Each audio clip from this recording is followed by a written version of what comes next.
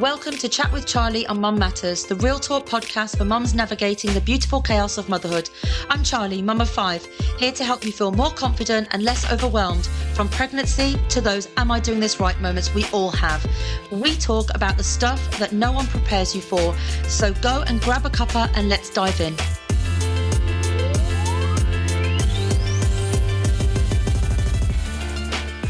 Hello, welcome back to Chat with Charlie on Mum Matters. I'm Charlie, mum of 5, ages 11 down to 2 years old.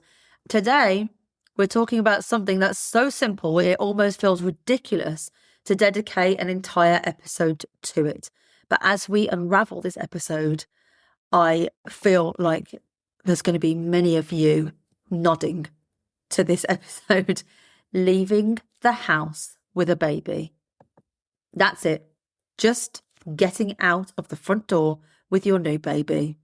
And if you're a first-time mum listening to this, you're probably nodding along already because you know how hard this actually is, how a simple trip to the shops can feel like you're planning a military operation. And I think it's something that I really struggled with my first baby. So I feel like I need to talk about it to other first-time mums that might be struggling. So if that is you, then you're in the right place. I want to talk about how by the time you've got yourself and the baby ready, you're so exhausted that you don't even want to go anymore. That used to happen to me all the time. So today I'm going to share what I learnt the hard way about getting out of the house with a newborn, and I'm going to give you some practical tips that actually work from experience. Tips that I wish someone had given me with my first baby. So let's get into it. Okay, let's just start by acknowledging something important. Leaving the house with a baby is genuinely, legitimately really hard. It's not just you. It's not that you're doing something wrong. It's actually really difficult. And there are real reasons for that.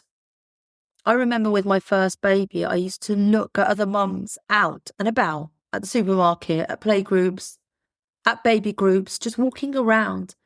And I think, how are they doing this? What do they know that I don't? Because for me, it felt literally impossible. By the time I'd got myself dressed, and I use the word dressed loosely, I mean, I'd found something cleanish to wear and fed the baby, changed his nappy and packed the nappy bag, found my keys and remembered we needed muslins and actually got us both to the front door. He'd need feeding again, or his nappy would need changing again. I always found that whenever I was just about to go out, it was like a dirty nappy, like almost like they know, the babies know, okay, we're about to go out now. I need to delay this process. I don't know. But it just always feels like it happened at that moment, even if I'd just changed the baby not long ago before.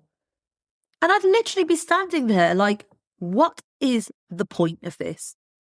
So I started finding ways around it, online grocery shopping, ordering everything from Amazon. I guess that's where my Amazon addiction started. Waiting until Aaron got home from work so he could go instead, or so he could watch the baby while I went alone.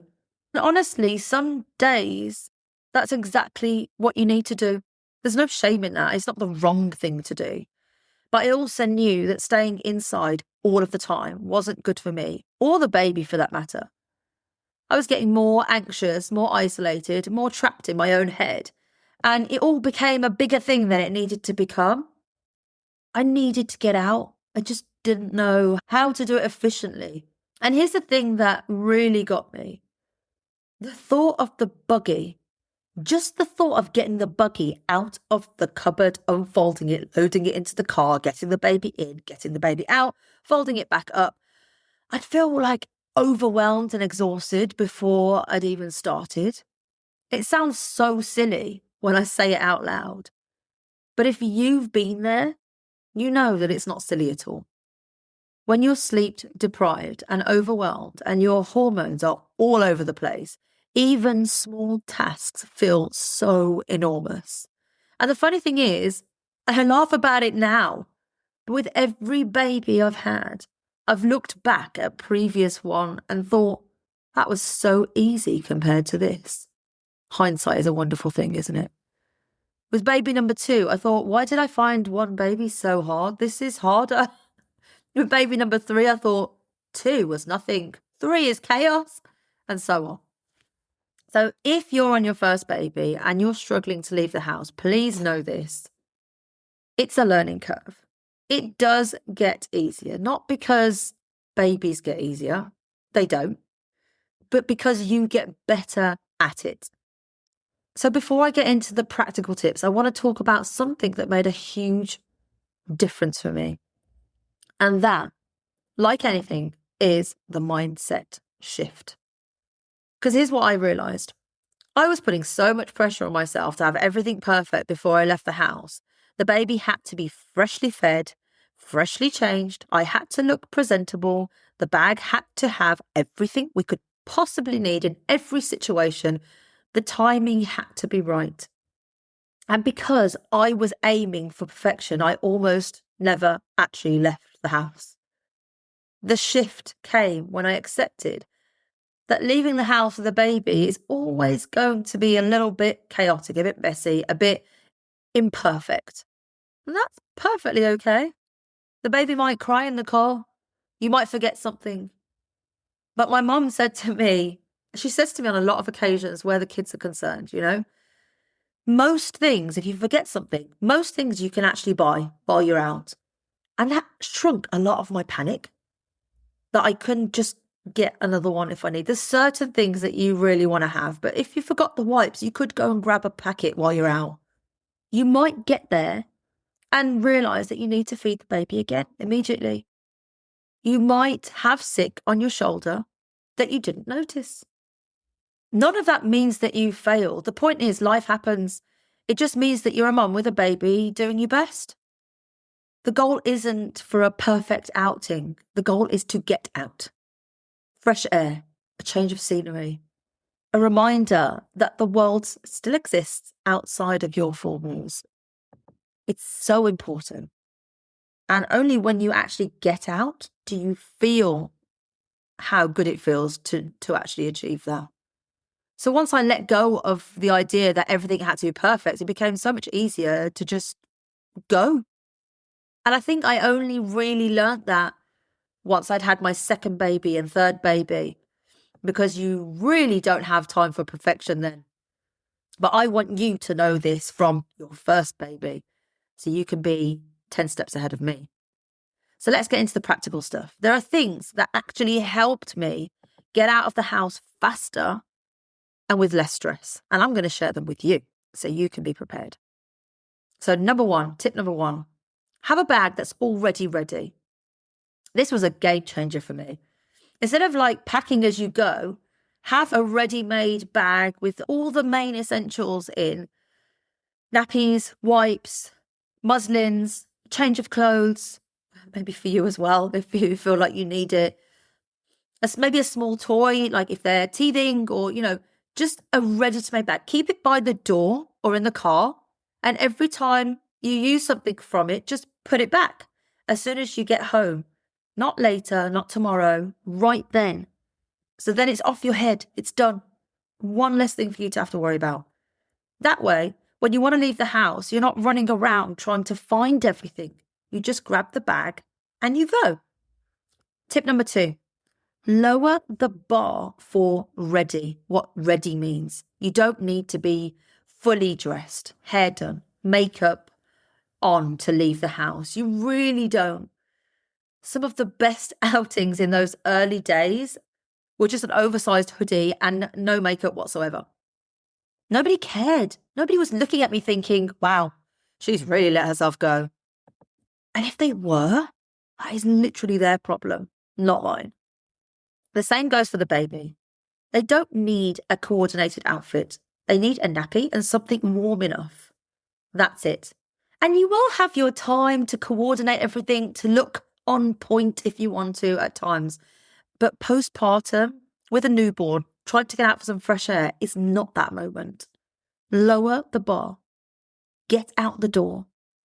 You can raise the bar again when you've had more sleep. So in about 18 years. I'm joking. I'm kidding. It's not 18 years. Tip number 3, feed just before you leave, not ages before. This one took me way too long to figure out. I used to think that I needed to feed the baby, then get ready, then leave. But by the time I was ready, the baby was hungry again, and we were back to square one. If this is something you figured out already, then good on you. I literally didn't. What works better is this. Get yourself ready first. Get dressed. Bag is packed, keys in hand. Then feed the baby. Then go immediately after that. So the last thing you're doing is feeding the baby, then leaving. So it is less likely the baby's going to need to feed again anytime soon. Yes, you might be sitting there with your coat on feeding the baby. It looks a bit ridiculous, but it means that when feeding is done, you're literally walking out the door, no delays, no refeeds. Tip number 4, have a grab and go outfit for yourself.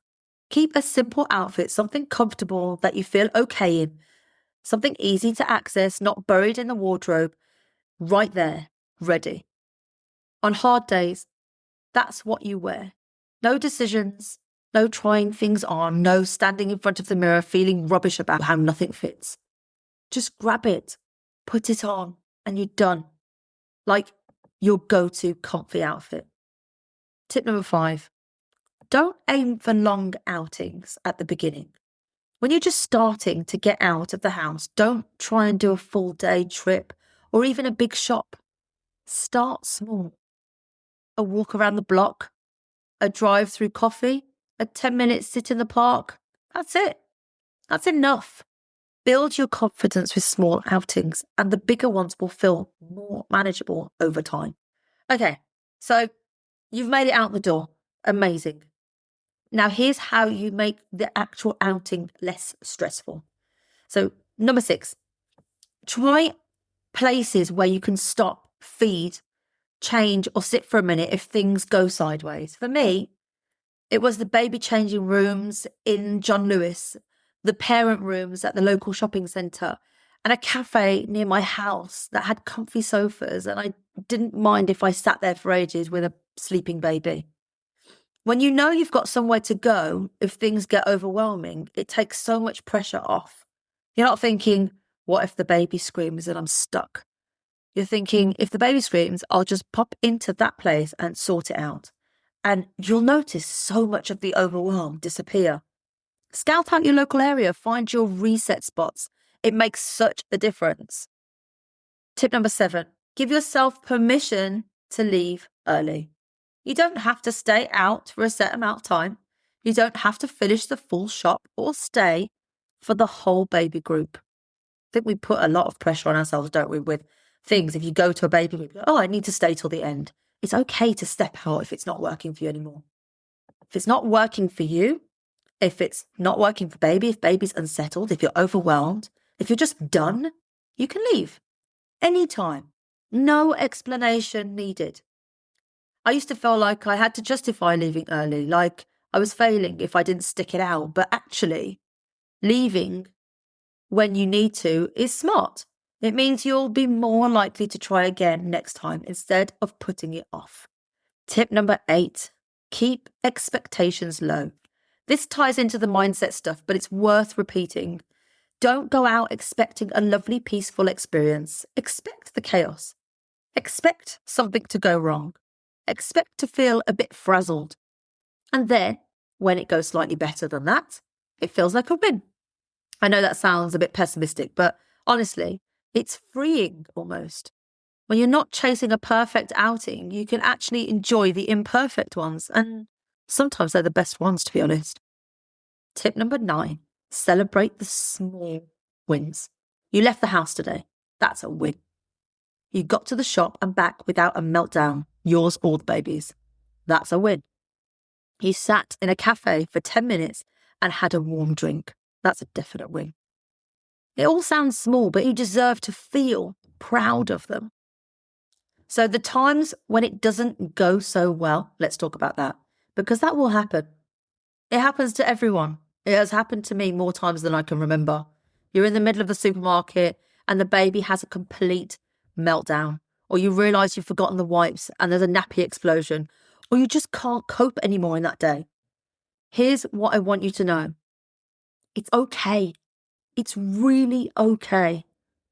It doesn't feel okay in that moment. You literally want the ground to swallow you up. You want to just disappear and for it to all go away. I really know that feeling. I was in a restaurant once with my baby, having lunch with a friend. I was a new mum and he just started this massive, he was a bit older than a tiny baby, had this massive meltdown. The whole restaurant was looking at me like none of them had ever had children before. I just wanted to die. I was like so embarrassed. I wanted to leave. I'll never forget it. Like, I'm talking about it now and I can remember the feeling. But these things are going to happen. And with experience, you understand that it's okay. But I'm telling you now, it happens to everyone. No one is judging you as harshly as you are judging yourself. Most people who see a struggling mom with a crying baby are thinking one of two things: been there, or thank goodness it's not me today. And that's because it has been them at one point. If you need to abandon the trolley and leave, do it. If you need to sit down in the middle of the shop and feed the baby, do it. If you need to call someone and have a little cry in the car park, my gosh, do it. One bad outing doesn't mean you can't do this. It just means today was hard. Tomorrow is a new day. Give yourself grace. And the more you go out, the more you'll learn. You'll learn what time of day works best for your baby. You'll learn which places are easier than others. You'll learn what actually you need in your bag versus what you thought you needed. Many first-time moms overpack. I definitely did. Every outing, good or bad, is teaching you something. Take the lesson from it rather than feeling like I can't do that again. That was horrendous. It might be horrendous, but what did you learn from that outing that you don't want to happen again? And how can you prevent that from happening next time? Some things are out of our control. Meltdowns are out of our control. Exploding nappies are out of our control. But you can control how you're dealing with it. But that comes with experience too. This episode is me giving you that experience in advance. Okay, let's talk about getting the buggy in and out of the car.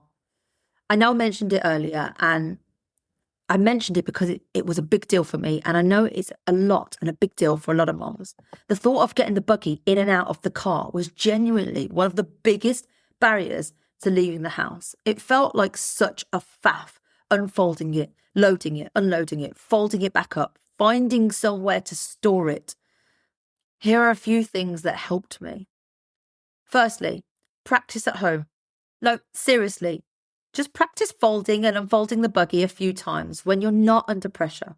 Get familiar with it. Learn the little tricks. Some buggies have a knack to them. And once you figure it out, it's so much easier. I got this incredible double buggy when I had my second baby. And I was just like, I'm one of those people, I'm like, I'll figure it out, it'll be fine. Got the double buggy out of the car first time. I could not figure out I can't remember to extend it into two or to put it down. Something I couldn't figure out. I was going out of my mind. It was so stressful. So practicing at home is definitely something that will take that stress away and something I should have done. Secondly, consider alternatives. You don't always need the buggy. A baby carrier or a sling can be brilliant for quick trips. Baby's close to you, your hands are free, there's no folding involved.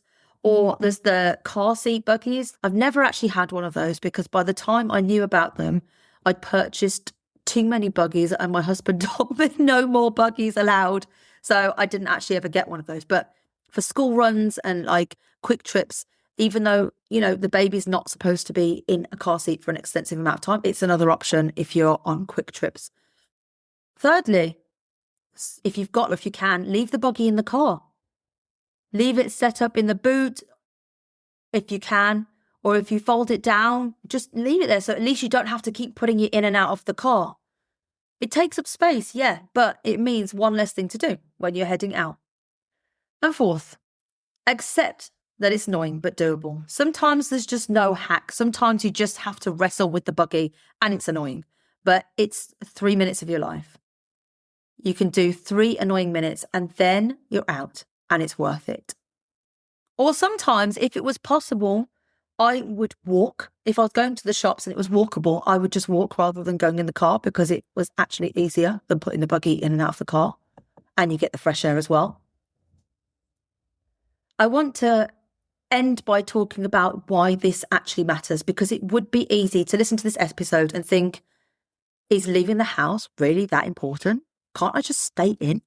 And the answer, quite simply, is yes, you can just stay in some days. That's exactly what you should do. But here's what I noticed when I wasn't leaving the house. I was getting smaller. The world was shrinking. Everything felt harder, scarier, more overwhelming. When I started going out, even just for small trips, even when it was hard, something shifted. I started to feel like myself again. Like I was still a person in the world, not just a feeding and changing machine trapped inside 4 walls. The fresh air is good for you and the baby. It helps. A change of scenery helps. Seeing other humans helps. And there's something really powerful about proving to yourself that you can do it, that you can get out of the house with a baby, even when it's hard. Every time you do it, you're building confidence. You're showing yourself that you are capable. And that confidence spills over into everything else that you do. I really hope this episode has helped you feel a bit more prepared, or at least a little bit less alone when it comes to the whole leaving the house situation. If you're struggling with this right now, please be gentle with yourself. It's hard. It's supposed to be hard at first, but you will get better at it. I promise you. And if you want more practical support for those early months of motherhood, whether it's leaving the house, managing the admin, or just figuring out what the heck you're supposed to be doing, I've got a resource that might help. The First Time Mom Ultimate Handbook is packed with step-by-step guidance for first-time moms. It covers all the stuff that nobody tells you. You can find it on my Stan store on my website. The link is in the show notes. If this episode resonated with you, or if you know a mum that is struggling with this, please share it with a mum friend who might need to hear it too. And don't forget to subscribe so you don't miss the next episode. You're doing amazing. Even if you haven't left the house today, even if you're listening to this in your pajamas and it's 2 p.m, you're doing amazing. Thanks for listening to Chat with Charlie on Mum Matters. Find ongoing support in the Mum Matters community. Link is in the show notes, because behind every child is a mum who matters. See you next time.